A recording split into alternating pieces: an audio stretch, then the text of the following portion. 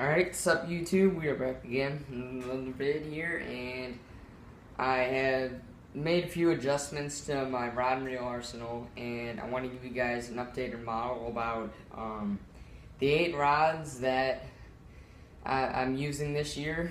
And so let's start right off with my updated 2017 rod and reel arsenal. This is probably the newest addition. This is my Swimbait Rod. I just got this in a week ago or so. It's a Dobbins Fury 795 Swimbait Rod. This is it's rated 1 to 5 ounces. As you guys can see right there. Wait, I'll probably should turn this thing around for you guys so you can see that. But yep, rated 1 to 5 ounces. And it's 7'9". It's a medium heavy, but the thing I probably like most about it's got this really long handle on here, so you can really get a lot of leverage. I mean, when you're throwing big baits like that. So, and I got it paired with a Amber Garcia Ambassador round reel. This is a 5500 C3 model right here. Is the right hand. Pretty sweet reel, but you could actually unscrew these little bolts right here and take that out and get into your centrifugal brakes. So there's that. And so it's number 1, Swimbait Rod. Number 2 is my Carolina rig and heavy football jig rod. This is a Lew's Laser SG speed stick rod. It's very inexpensive rod. I believe it's around $50 in Tech Warehouse, but it's rated from 1/2 to 2 ounces in weights, 7'4" heavy. So I like that longer rod just so I can chuck the Carolina rigs a while. I got a 3/4 ounce rig on here, but I got a pair with 6:3 to 1 quantum energy. I don't really think you need a higher gear ratio just because, I mean, you're typically dragging the thing on the bottom, and all you're going to need a reel for it is to just pick up slack line, in my opinion. So there's that. Number 2, Carolina rig and heavy football jig rod. And number 3 here is my Jerkbait topwater rod. This is a quantum rod, actually. This is a Team KVD signature series. They don't even make these specific models anymore, but this is a 6'6" medium heavy.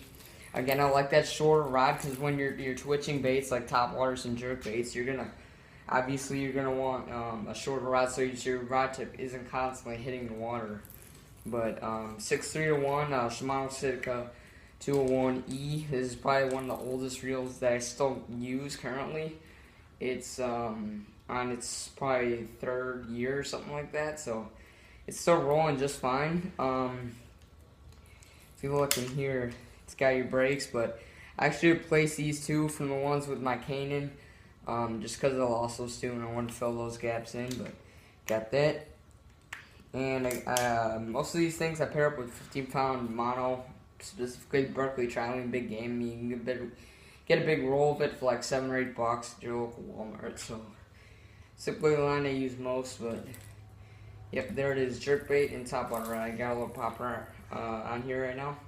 So this is it, number 3, jerkbait and topwater. Number 4 is gonna be my lipless crank and chatterbait spinnerbait rod, and it's a Powell diesel. It's 7-foot medium heavy crankbait rod, but 3/8 to 3/4 rated, but actually kind of broke the tip. If you guys can see, I replaced it like right there.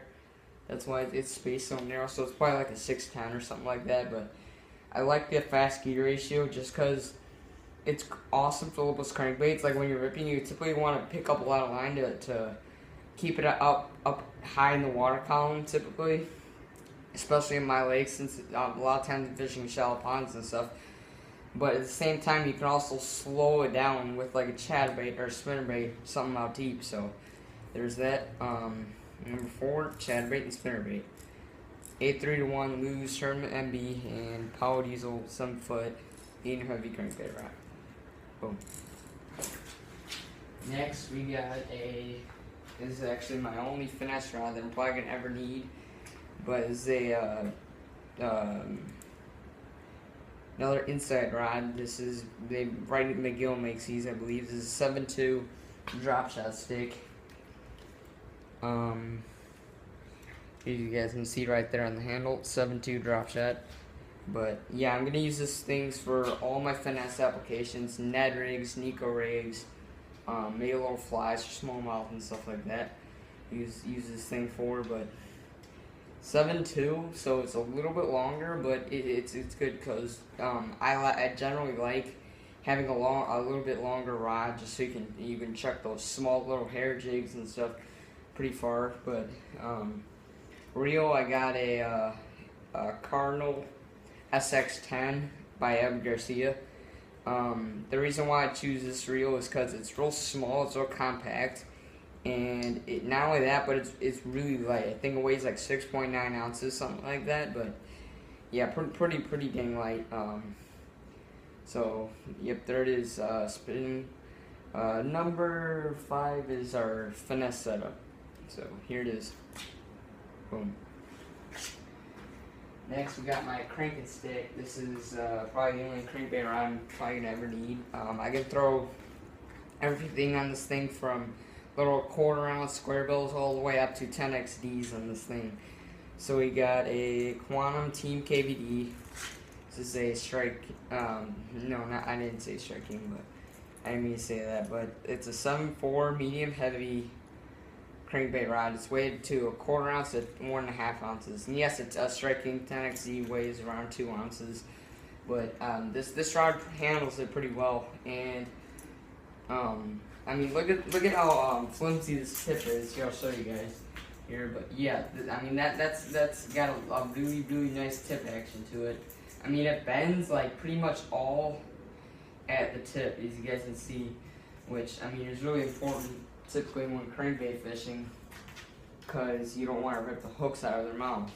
A lot of times with graphite rods, I think this is a composite rod, so you got it's composite. So a lot of times with the graphite, you'll feel the bite, and then you go set it, and then you just rip the hook right out of its mouth. But the crankbait rods, they have a specific bend to them that allows the fish to get a little bit better. And on it, I have an Eb Garcia Revo winch. You guys probably all seen this one before. Left-hand retrieve, 5:4 gear ratio. And yep, that's number 6, I believe. It's our one and only cranking stick. And next we got one of our bread and butter rod and reel combos. This is a Corrado on a 7-foot inside rod. This is the rod I'm going to be using for Senko's Senko's Texas rigs and jigs. So yeah, Senko's Texas rigs, jigs, and anything of that nature I'll throw on this rod. It's a 7-foot insight advantage. It's labeled as spinnerbait worm rod, which makes sense right there, as you guys can see. But yep, pretty sweet little rod. I love how they put like 13 micro guides on that thing. But yeah, pretty sweet rod. I mean, especially for like $50. I mean, you can't really beat it in my opinion. But the graphite modulus is actually IM8, so it makes it a lot stronger and more sensitive, especially compared with those micro guides. Your line is more friction with the guides, which helps you feel the bait a lot better. 7.2-1 Corrado. I like a high speed reel when I'm fishing slow moving baits, especially like Senko's. Say you make a bad cast or something. You want to reel that thing in and fire it back out there. Say a fish jumps like way out behind you. You want to be able to pick up a lot of slack and fire another cast after that fish. But yep, that's number 7. Our worm, Texas rig, and jig rod right here. Booyah. And last but not least, we got our meat stick. This is a Lew's American Hero 7.5 foot heavy. This is my frog and punch rod. This is the type of setup that I'm going to be using for everything heavy cover. I'm gonna be using frogs. I feel like the longer rod allows you to sling frogs a lot farther.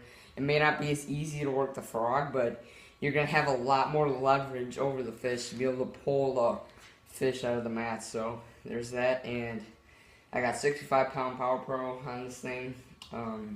On this Cronarch CI4, this is 7/6 to 1.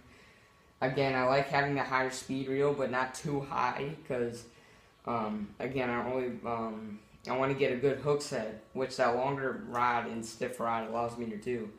But I don't want too much slack, because sometimes it can be a problem when you're punching mats and stuff. But yep, Cronarch CF4, 7/6 to 1 gear ratio.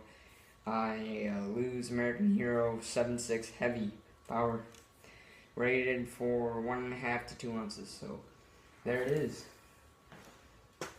And that is my updated and final rod and reel arsenal for this year and maybe even next year. So, and be sure to like, comment, subscribe for more great fishing videos. Thanks.